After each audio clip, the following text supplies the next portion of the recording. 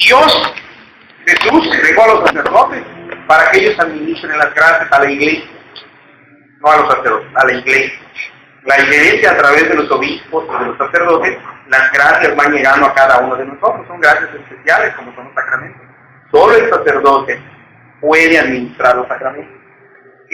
Yo me confieso delante de Dios y le pido perdón a Dios, no es válido. Y si tú comulgas de esta manera, estás cometiendo un pecado que se llama sacrilegio. Es decir, es un pecado grave. Mejor que no comulgues. Lo dice los mandamientos de la iglesia y lo dice San Pablo en la primera carta a los Corintios. Aquel que se acerca a recibir el cuerpo y la sangre del Señor sin haberse examinado antes, peca contra el cuerpo y la sangre. Y come y toma su propia condenación. Por favor, no nos hagamos cómplices, pero cuando ustedes se enteren de estas cosas, no se tienten el corazón, ni le disfracen a la persona que diga, hija, mejor no.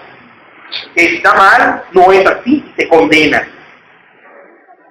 Porque si no hace que se condenen ustedes, porque lo tienen que decir. Hay cosas que no se pueden callar. Falsos respetos humanos en las cosas del Señor no existen. Si te dejaste de llevar con esa persona, bendito sea Dios, mejor que se condene a que yo me condene. Hay cosas en las que uno tiene que mostrar misericordia, o como Dios que es misericordia, y otras en donde tienes que mostrar también la justicia divina, porque bien dice la Escritura que somos hijos de Dios, y como hijos, herederos del reino de Dios por la misericordia, y también llevamos la justicia de Dios. Hay momentos, como dijo Iván, o sea, yo no juzgo a nadie, ni nadie debe juzgar a nadie, pero hay cosas que son como son, y el pecado no se puede disimular, y menos en estos tiempos. El que peca, pecó. Y bien dice la Escritura, si tú sabes que tu hermano peca y no lo dices, tú te haces cómplice de tu hermano. Pero si tú le dices a tu hermano que está cometiendo pecado y él no te hace caso, él se condena, pero tú no. Porque en el caso anterior dice el Señor, te condenas tú y te condena él. En cuestiones de pecado, hermanos, no hay disimulación. Hay que decir sus sentimientos. ¿Qué te importan tus sentimientos? En esos casos no hay sensibilidad. Que tu al mejor amigo no te interesa. Pecado es pecado. Y si tú participas en ese pecado, te haces cómplice y te condenas. Hay cosas en las cuales uno puede disimular, puede mostrar misericordia. El que se está acercando a Dios y no conoce la palabra de Dios y comete errores, sé tolerante. Sé tolerante porque nosotros también pasamos por eso. Pero el que abiertamente peca, sabiéndolo, no se debe tolerar. Como en este caso, el mandamiento es: si comulgas y no te has confesado, te condenas. No hay vuelta de hoja. No hay. Dos cosas importantes. Recordamos que no importa la administración de los sacramentos, la santidad del sacerdote, no interesa. Ahora es el sacerdote, ahora en ese momento, antes de meterse al confesionario, acaba de ser el peor pecado del mundo. En el momento que agarras de dar absolución, tus pecados son perdonados. Punto. No importa si el sacerdote es un general, o lo que quiera, tus sacramentos son válidos. Siempre, a siempre. Y segundo, para que sea así complicado, ¿por qué uno tiene que ir ante el sacerdote? Porque Jesús le dijo, lo que haces en el cielo, en la tierra, quedará atado en el cielo. Lo que deseases en la tierra, quedará desatado en el cielo. Los pecados que perdones quedarán perdonados, y los que no perdones quedarán imperdonados. Entonces ahí se la palabra de Dios. Primera de Corintios 11, lo que decía Iván, nada más que los voy a leer, es 11, 28 y 29. Vamos a leer desde el 27. 11, 27 dice: por tanto, quien coma el pan o beba del cáliz del Señor indignamente, será reo del cuerpo y de la sangre del Señor.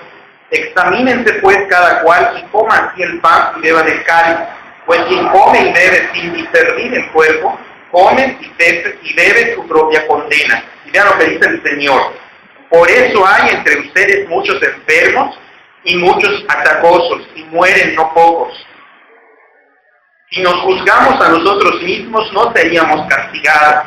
Mas al ser castigados, somos corregidos por el Señor para que no seamos condenados con el mundo. El comer el cuerpo y la sangre de Cristo en pecado no solamente trae implicaciones espirituales, que es la condenación, sino también la enfermedad. Por eso debemos examinarnos, dice el apóstol. Hay muchos entre ustedes que por eso les decía en esta época, ¿no? Están enfermos. No era una enfermedad natural, sino que también, o sea, estás pecando contra el cuerpo y la sangre. Hermanos, como decía el hermano, él le tocó la parte bonita, ¿no? O sea, decía él, qué maravilloso, qué bueno, porque somos hijos de Dios. Lo dice la Escritura.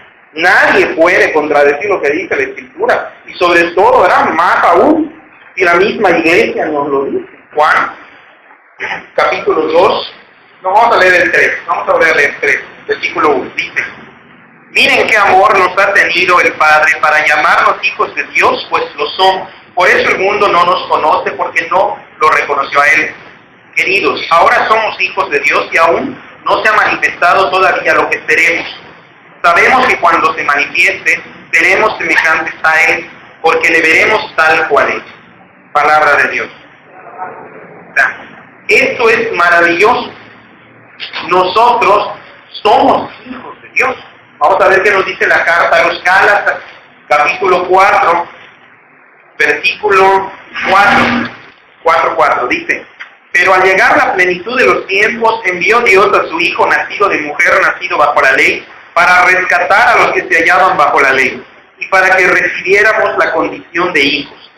Y como somos hijos de hijos, Dios envió a nuestros corazones el espíritu de su Hijo que clama Abba, Padre. De modo que ya no eres esclavo, sino hijo. Y si hijo, también heredero por voluntad de Dios. Palabra de Dios. Imagínate. Dios, porque somos hijos de Dios, ¿a quién envía? Al Espíritu Santo. Es lo que pasa en nuestro bautismo cuando nos bautizamos. Recibimos al Espíritu Santo porque somos hijos de Dios y nos convertimos en templos del Espíritu Santo. No es lo que les iba a decir hace ratito, lo que decía el hermano, qué hermoso, somos hijos de Dios. Vamos a disfrutar nuestra herencia, lo que hemos recibido. Pero también, si somos hijos de Dios, Dios comparte su naturaleza divina con nosotros. Y todo lo que nosotros hacemos tiene implicaciones en el mundo entero. ¿Sí? Es decir, si yo soy príncipe en un reinado, todo acto que yo haga tiene implicaciones en el reinado. ¿No es cierto? Un rey de Inglaterra, por ejemplo, bueno, en la antigüedad, ¿no? Hace algo y todo el mundo se afecta. Lo mismo sucede con nosotros. Somos hijos de Dios, por misericordia de Dios. Pero cuando nosotros pecamos, dañamos no solamente a nosotros mismos, sino que dañamos a nuestros hermanos y dañamos todo el universo.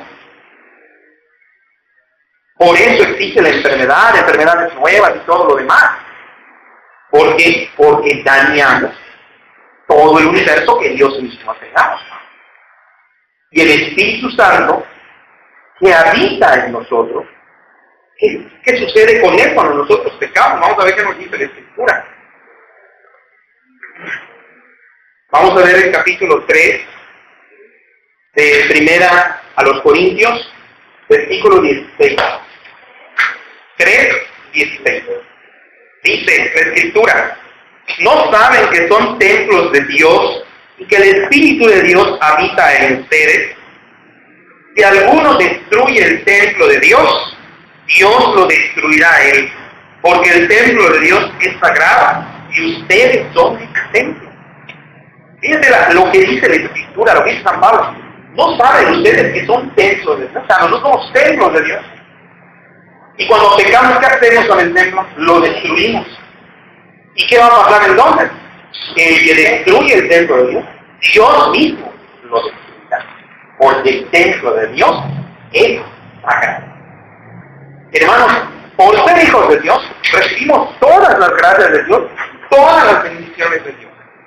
Pero también nos exige la justicia divina todas las responsabilidades de hijos. Yo de antes a veces yo era muy desesperado para comer.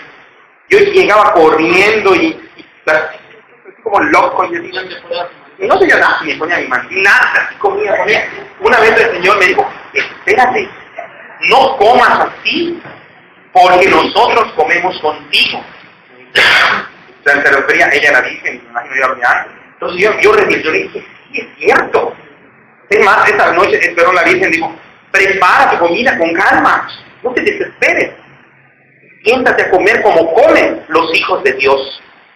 Y yo entendí qué importante es que nos comportemos como hijos de Dios.